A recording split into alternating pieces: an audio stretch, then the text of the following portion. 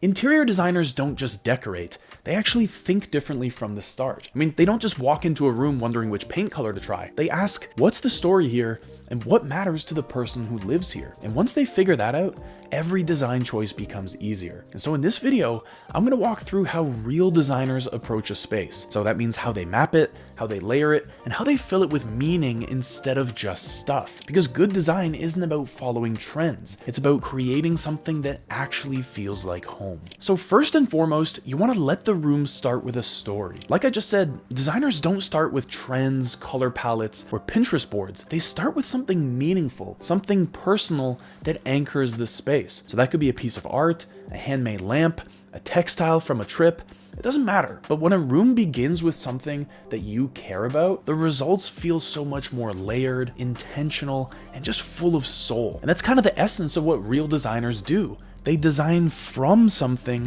not just for something. So take a look here, right? This lamp isn't mass produced. It's ceramic, it's textured, it's got this woven shade that feels really handmade, so maybe it was picked up at a small market or brought back from a trip somewhere. But whatever the story is here, it's not trying to be trendy. It just feels personal, and that's what gives it so much weight in this room. It's the kind of piece that makes you pause, not because it's flashy, but because it looks like it means something. And that's the power of starting with a meaningful object, because it draws in emotion, not just attention. But now, when we zoom out, the whole room reflects this same warmth and personality. And you can see it in these stitched textiles, the warm wooden tones, the choices of art, right? The palette wasn't chosen from a guide, it was pulled from that lamp's texture and tone. And so this is how designers build. One real thing first, and then everything else falls into place around it, not the other way around. And now take a look here, right?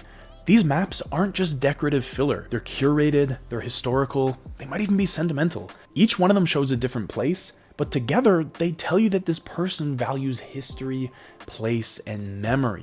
And so it's a story told through framing and placement, not through words. And then the vintage cabinet underneath here, paired with these weathered books and brass fixture, they all reinforce that sense of time. And so it's not a styled shelf. It's a quiet narrative built through the collected things that matter to this homeowner. And now, again, when we zoom out, the design still stays consistent and nothing feels out of place here, right? Even the artwork to the left and the canoe sculpture on the wall echo this same thoughtful, travel-inspired energy. And the materials are humble, natural, and just really grounded. So this isn't coastal chic or vintage explorer as a theme, right? It's a personality turned into a physical space. And that's what happens when you design from meaning. The result doesn't feel styled, it just feels authentic. Now, the second thing you want to do to think like an interior designer is to map a room before you dress it, okay?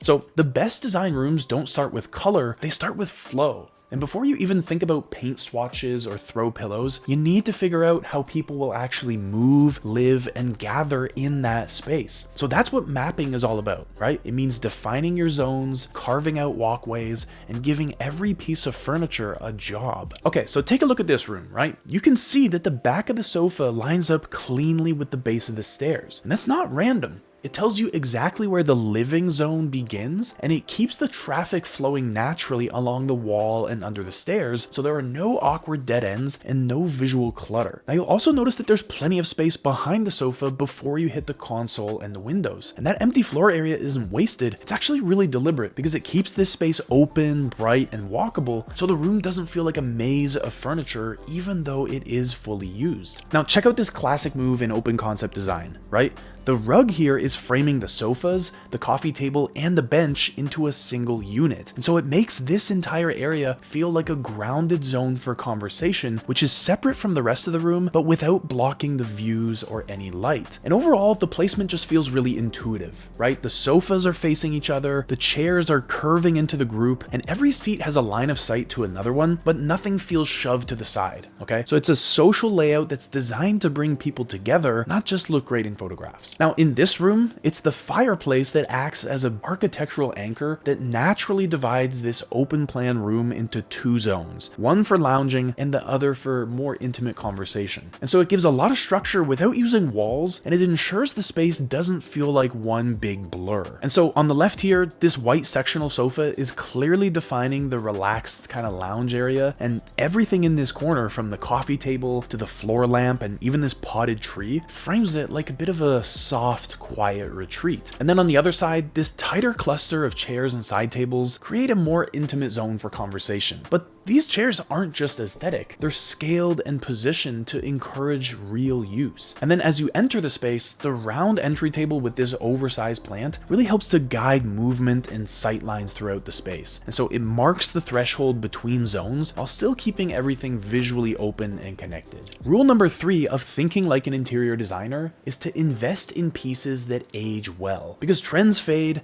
but good furniture doesn't. And designers know that the secret to a timeless room isn't filling it with the latest it items, it's anchoring the space with pieces that have shape, soul, and longevity. So these aren't just functional objects, but they're emotional and they're built to last. So a few examples. This desk is made of solid wood, it's got soft curves, but has zero flash, right? It just says, I'll be here for decades. The shape of it is super strong, but it's not trendy. And so it fits into a modern home today, but it'll also still look good 10 years from now. And if you look a little bit deeper, the texture of the grain, the minimalist lamp, and the oversized surface just all reflect a careful restraint. So this is definitely not throwaway minimalism. And this is exactly the kind of thing that you would pass down to your kids as opposed to throwing out the next time you find something interesting. Here you can see this wooden cabinet is really clean lined and just built with intention, right? There are no ornate handles, no gimmicks, just beautiful joinery. And it's paired with these figure drawings, which reflects how good design honors both material and humanity at the same time. So it's the kind of piece you could move to a new house and still have it work in any room. And that is not just time longevity, but it's spatial longevity as well. And in my view, this is the kind of piece you could move to a new house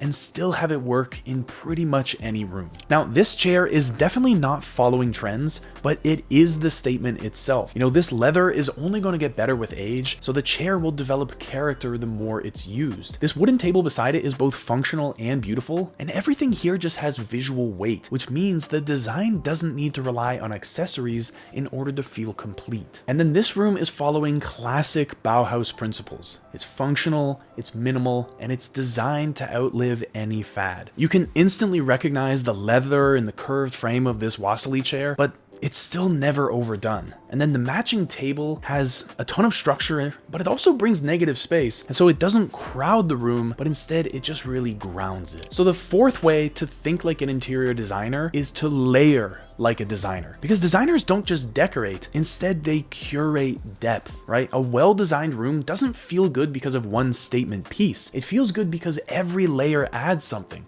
Some softness, glow, warmth, texture, or even scent. And so when a space falls flat, it's usually because it's missing these layers. So this bedroom really nails the layering game by mixing in warm and cool elements together. You've got crisp sheets, a heavy wool throw, this slouchy chair, and a shaggy sheepskin for softness. And this oversized artwork acts as a major visual layer as well, because it injects warmth and story into this space, and it just balances the clean, quiet palette around it. And if you look closely, you'll see material layering as well. We've got linen, suede, steel, wood, leather, all of them neutral, but all different in weight and finish. Now, one thing you might notice here is that every main surface in this living room is using a different texture, which instantly adds depth. We've got the boucle chair, the smooth gray sofa, these shiny sort of ceramic tables, and the woven rug that are all playing off of each other. And so instead of matching materials, the design layers soft, hard, matte, and plush finishes, which makes the space feel dynamic without using any strong colors. And even the throw and pillows on the sofa are layering in contrast, because some are flat and embroidered, while others are raised and plush, which creates some visual and tactile variation. And then the dining room in the background here adds yet another layer, because we've got rich wood, soft linen chairs, glass vases, and these metal light fixtures. So It all connects to the living room, but it certainly doesn't copy it. And then I also want to highlight this little corner because it just works because of the way the textures interact, right? We've got this soft boucle sofa, a woolly throw, a matte ceramic lamp, and this dark wood flooring, which all creates this really nice rich contrast. And the floor lamp here isn't just lighting, it's shape, shadow, and material all in one. And so that's what layering does. Every piece works on multiple levels. We've also got this natural light coming in through these sheer curtains, which gives the space a soft, filtered kind of glow that adds warmth without any visual clutter. And even the curved shapes themselves here are an additional layer because they're softening the lines of the room and just making the space feel cocooned and really inviting. The fifth rule to think like an interior designer is to design for you, not for your feed. Okay, so the best interiors don't look like a showroom, they feel like you. And that's something that no algorithm can replicate. Great rooms aren't chasing likes, they're built on stories, personality, and meaning. For example, this old rustic cabinet might be a family heirloom. It's weathered for sure, but it's also full of history. Here we've got it paired with these tribal baskets and this quirky kind of fish sculpture, but this room overall just leans into nostalgia as opposed to leaning into trends. And nothing here is trying to be on brand, it's just real. I mean, even the ladder and the mismatched chairs say, this is a room where somebody lives, not a room that somebody just styled. Now here, the striped fabric on the bench really stands out, not because it's trendy, but because it looks hand woven or maybe even culturally meaningful. You know, it might be from a trip or a family tradition, or even a reupholstered textile from someone's past. But whatever it is, it tells some kind of a story. Not trying to match the wall paneling or the art, it's just there because it matters. And so the whole space feels thoughtful instead of feeling forced. So